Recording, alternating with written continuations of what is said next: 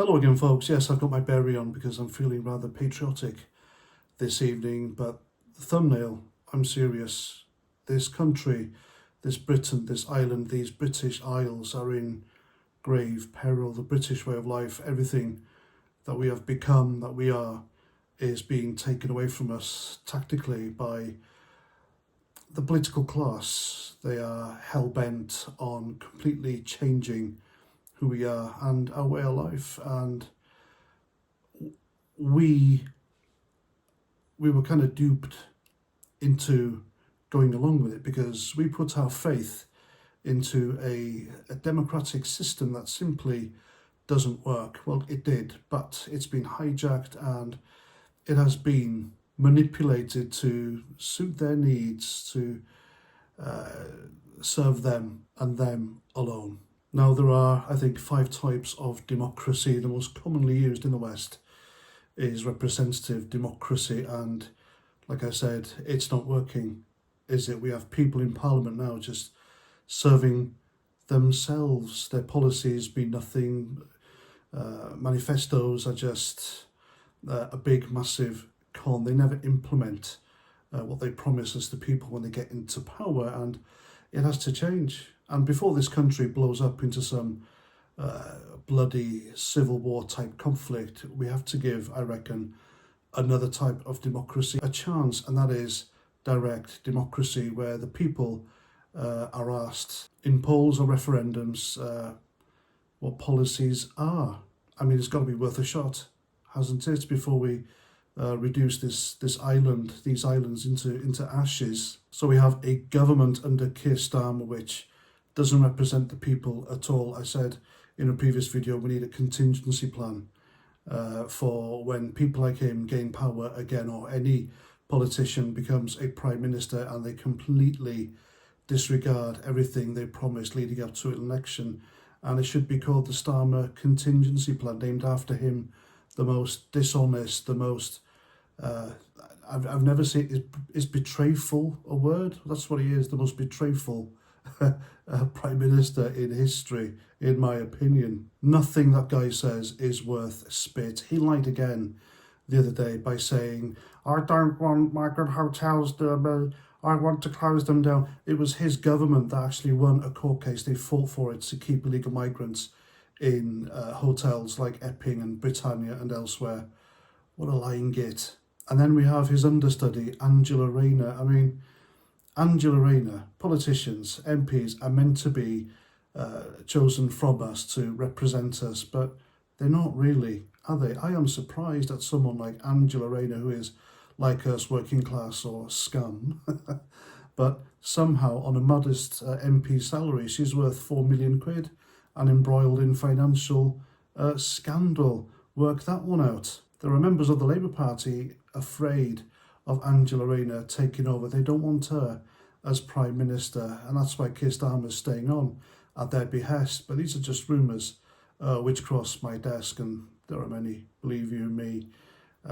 She is more radicalised than him. And this guy, he went to a Marxist training camp in Eastern Europe in the 80s during his youthful student days. This woman was just, she came from nothing, dirt poor, couldn't afford a pot to piss in, had a baby when she was in her teens, and you know, you'd expect better from someone who has suffered and seen what it's like.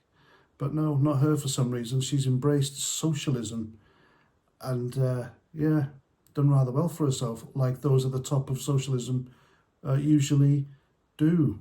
And it's their policies which are helping to destroy Britain today, especially their open door, their crazy open door illegal migration policies. Keir Starmer has claimed that Labour have thrown back 35,000 illegal migrants. There's no proof, probably more like 35, and that's it. And they're using illegal migration to bring in digital ID, the brainchild of Tony Blair, that monster. Well, yeah, Keir Starmer it's been confirmed, going to try and push that through. That is just pure communism. It'll lead to a social credit score. If you want to see how miserable people are under a social credit score system, look at China. They're not allowed to vote, shop, use public transport, get a mortgage, rent. Their lives are ruined if they say the wrong thing on social media. Talking of social media, the guy who wrote The It Crowd and Father Ted, Graham Linehan, he was arrested while stepping off a plane in Heathrow for saying hurty words against the trans community. 5 armed coppers greeted him. They detained him. He got ill. His blood pressure was above 200, which is stroke level. He was rushed to hospital and let go. He is yet to be charged, I do believe, but keep an eye on that one. That's a good indicator of where freedom of speech is in this country, and that's at peril as well. What we say and what we think, we can't allow it to continue like this, folks. We really can't.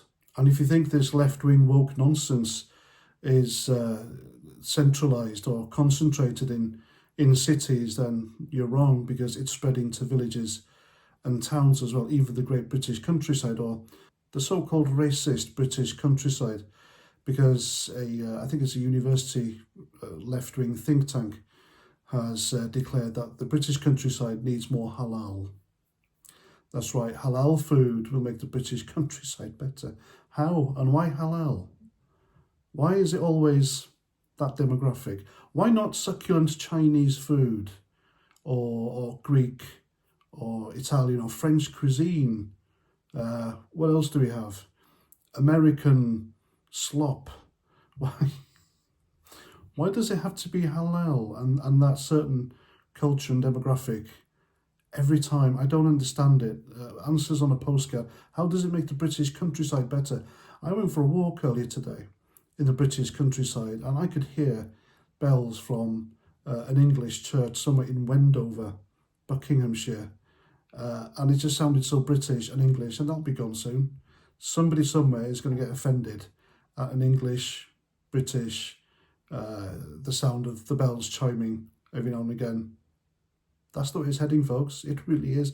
And it's all down to politicians, the political class, like Starmer and Rayner, who seem to hate us, hate their own people. For some reason, there's this rabid, radical hatred, and it's manifesting in their policies against us. So consider this video as an appeal before some sort of conflict kicks off. All right, let's try direct democracy. We've got to try everything before it comes to violence and death and destruction.